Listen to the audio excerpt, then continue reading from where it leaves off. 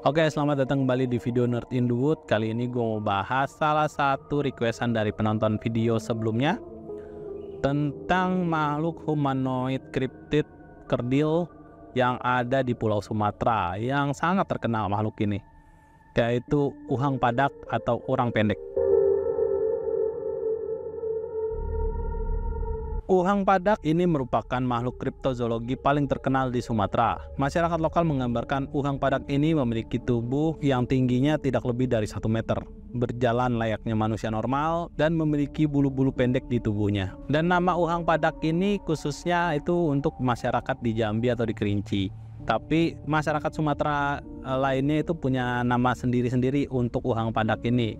Seperti di Bengkulu itu disebut dengan nama Gugu, di Banyuasin Sumatera Selatan itu disebut dengan nama Sedepak, di Waikambas Lampung disebut sebagai manusia katai, dan di Indrapura dan Sumatera Barat disebut sebagai orang liar pendek. Saking populernya uhang padak ini, sampai-sampai banyak banget peneliti dari luar negeri yang menyempatkan diri untuk mengunjungi Sumatera hanya untuk mencari makhluk kriptid humanoid kerdil ini gitu. Karena mereka menganggap bisa jadi ini adalah spesies manusia ini yang masih ada gitu, kayak semacam Homo florensis yang fosilnya ditemukan di Flores gitu. Seorang peneliti bernama Dr. W.G. Whitcroft, ahli antropologi budaya, secara khusus merangkum cerita uhang padak dalam artikel berjudul Urang Pendek The Little Bipedal Hominid of Sumatra pada tahun 2018. Pada jurnal ini, Whitcroft merinci catatan pencarian orang pendek sejak abad ke-20. Uhang padak sebagian besar dilihat oleh orang yang tinggal di sekitaran hutan, termasuk para pemburu. Ada kesaksian uhang padak berada di daerah terpencil di Taman Nasional Kerinci Seblat atau TNKS. Selanjutnya juga ada di daerah Danau Gunung Tujuh yang tidak jauh dari Gunung Kerinci. Salah satu kesaksian yang menguatkan Whitcroft adalah kesaksian dari seorang penjaga hutan TNKS bernama Arifin, yang mengaku melihat uhang padak ketika berpatroli di wilayah Sungai Penuh, Gunung Kerinci pada tahun 2001.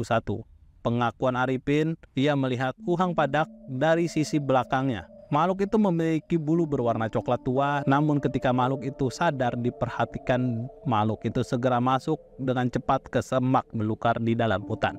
Oke, itu dari penuturan Arifin. Tapi salah satu orang yang berusaha mencari uhang padak ini yang paling gua salut itu ialah Debbie Martyr. Sebelumnya gue pernah cerita tentang Cigau yang juga ada di daerah pegunungan Bukit Barisan di Pulau Sumatera itu. Dan salah satu peneliti yang berusaha mencarinya itu ialah Debbie Martyr ini.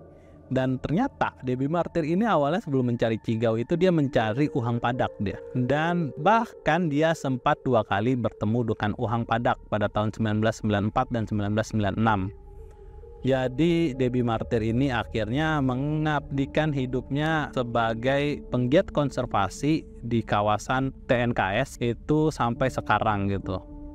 Gimana ceritanya tentang Debbie Martyr? Yuk kita simak. Debbie Martyr merupakan seorang warga negara Inggris yang menghabiskan 6 tahun hidupnya untuk membuktikan kebenaran mitos tentang uhang padak, yaitu makhluk kriptid yang diyakini hidup di Taman Nasional Kerinci Seblat atau TNKS di Sumatera. Awalnya Debbie tiba di Kerinci, Jambi sebagai bagian dari liburannya setelah mengambil cuti di pekerjaannya sebagai jurnalis di bidang seni dan perjalanan. Tertarik pada kisah-kisah misteri dan makhluk kriptid, ia memulai penelusurannya terhadap mitos uhang padak pada awal 1990-an. Selama masa itu, Debbie Martyr melaporkan beberapa kali pertemuannya dengan uhang padak atau orang pendek. Pertama kali dia melihat makhluk tersebut pada tahun 1994 di kawasan TNKS, tepatnya di Gunung Tujuh dan kemudian di Gunung Kerinci. Pada tahun 1995, Debbie kembali melaporkan pertemuannya dengan makhluk tersebut di Solok Selatan, Sumatera Barat, yang masih dalam kawasan Taman Nasional Kerinci Seblat, serta di hutan lindung di perbatasan Pasaman dengan Sumatera Utara pada tahun 1996.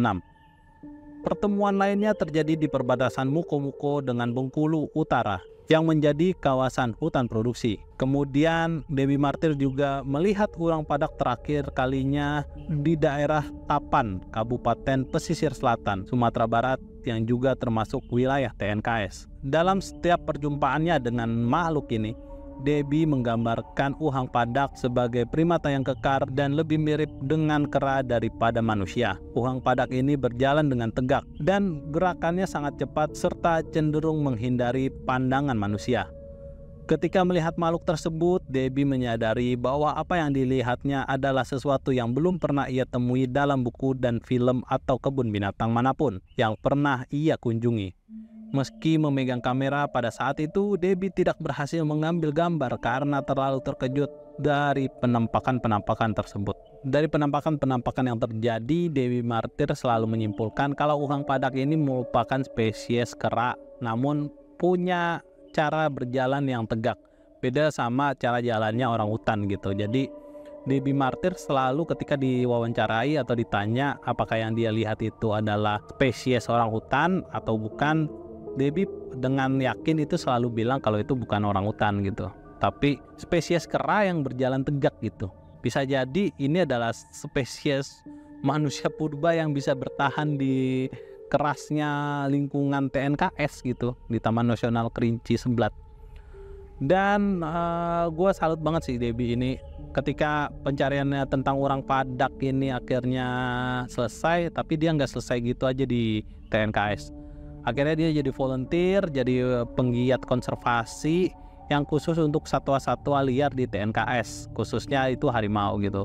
Dia sama rekannya si Jeremy yang dari Inggris gitu, bantuin petugas-petugas TNKS buat masang kamera trap, buat mengidentifikasi makhluk-makhluk satwa-satwa liar yang ada di TNKS gitu, ngedata berapa jumlahnya, berapa populasinya, statusnya apa gitu. Gua salut banget sih sama Debbie ini, walaupun dia orang Inggris gitu ya dan bukan orang Indonesia, tapi dia memutuskan untuk hidup dan tinggal akhirnya di Taman Nasional Kerinci Seblat ini gitu, dan mendedikasikan hidupnya untuk kelestarian satwa-satwa yang ada di sana gitu.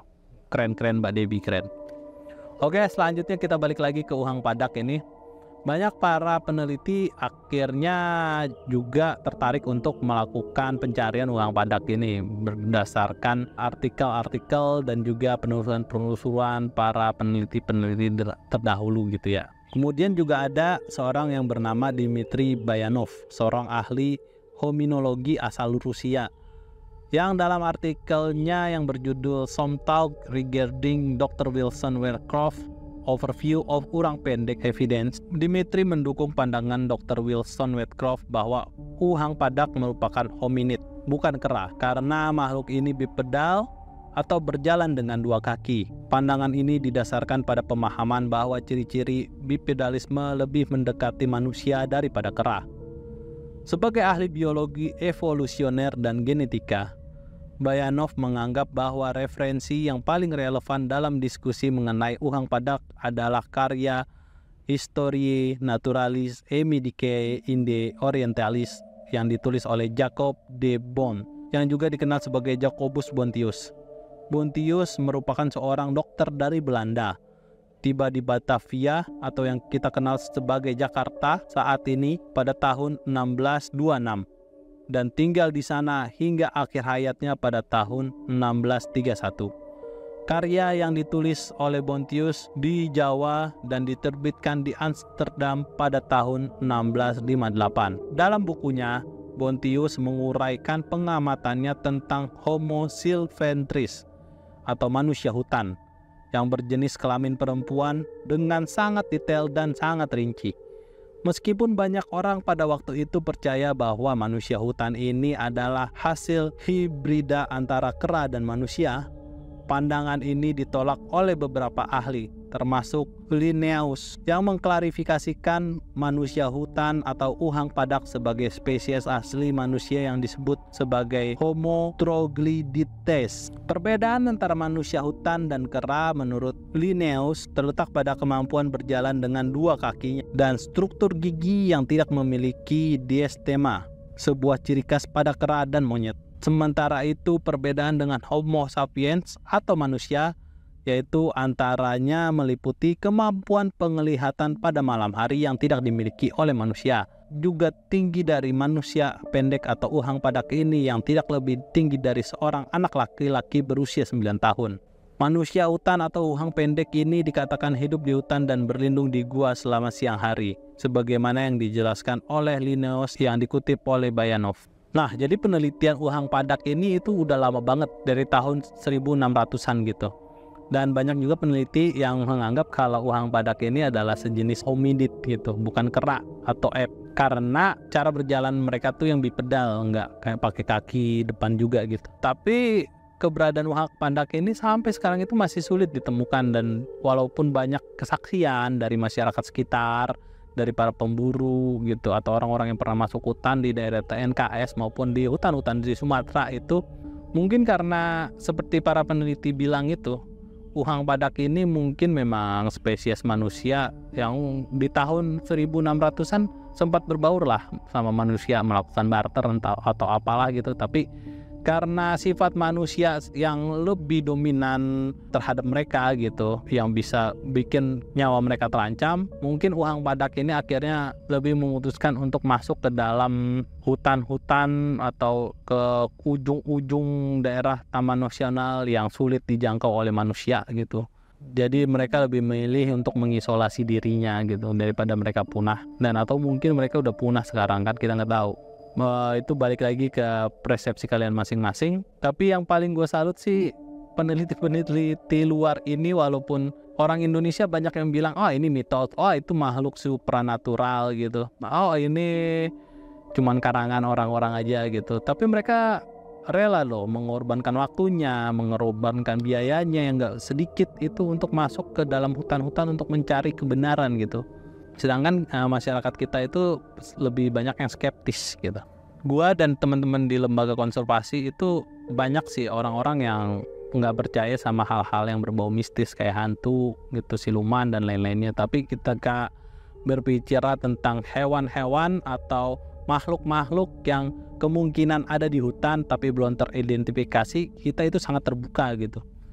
Dan kita juga ya berusaha sebisa mungkin untuk nggak skeptis dengan penyampaian-penyampaian masyarakat sekitar gitu, dan nggak selalu mengkaitkan dengan hal-hal mistis. Jadi ya mungkin suatu saat nanti ada kesempatan kita untuk mengungkapkan makhluk-makhluk yang belum pernah terdata atau teridentifikasi di Indonesia ini gitu. Oke, sekian dulu untuk video Nerd in the Wood kali ini. Kalau kalian suka dengan video ini, kalian boleh komentar apa aja di video ini. Dan sampai jumpa lagi di video Nerd in the Wood selanjutnya. Semoga kalian sehat selalu, bahagia selalu. Bye-bye.